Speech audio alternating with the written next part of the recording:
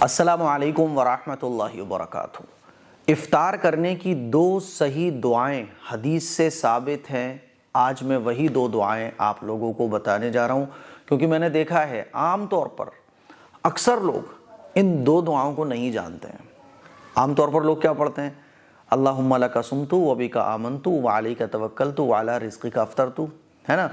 या ये पढ़ते हैं अल्लाहुम्मा इन्नी लका सुमतु व बिका आमनतु व अलैका तवक्कलतु व अला रिज़्क़िका अफ़्तरतु। हालांकि ये दुआ भी पढ़ सकते हैं, लेकिन ये दुआ हदीस से साबित नहीं है। समझ रहे हैं बात को?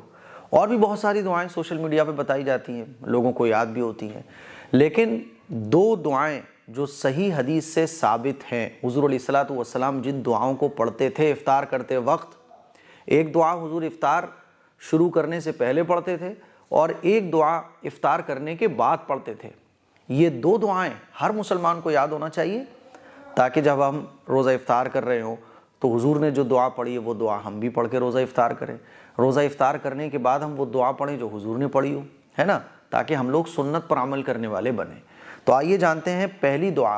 हुज़ूर अलैहिस्सलातु वस्सलाम जब रोज़ा इफ्तार करते थे तो ये दुआ पढ़ा करते थे। स्क्रीन पर आप लोग देख सकते हैं, अल्लाहुम्मा लका सुमतु व अला रिज़्क़िका अफ़्तरतु, है ना। ये असल में अल्फाज हैं हदीस के अंदर।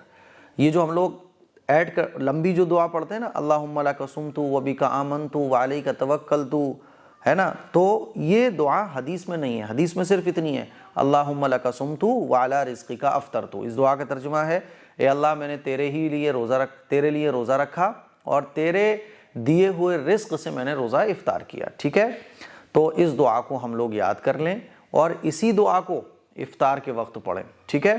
हुज़ूर अलैहिस्सलातु वस्सलाम जब रोज़ा इफ्तार फरमा लेते थे तो इफ्तार करने के बाद हुज़ूर कौन सी दुआ पढ़ते थे? स्क्रीन पर आप लोग देख सकते हैं, ज़हबज़्ज़माउ वबतल्लतिल उरूक़ु व सबतल अज्रु इंशाअल्लाह।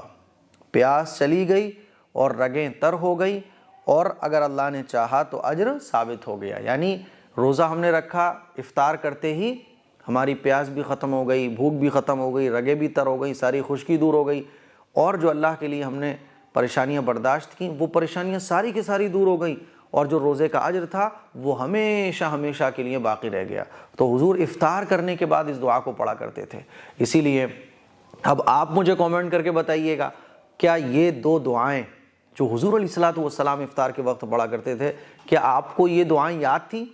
और क्या आप लोग इफ्तार के वक्त और इफ्तार के बाद ये दोनों दुआएं पढ़ा करते थे, नहीं पढ़ते थे?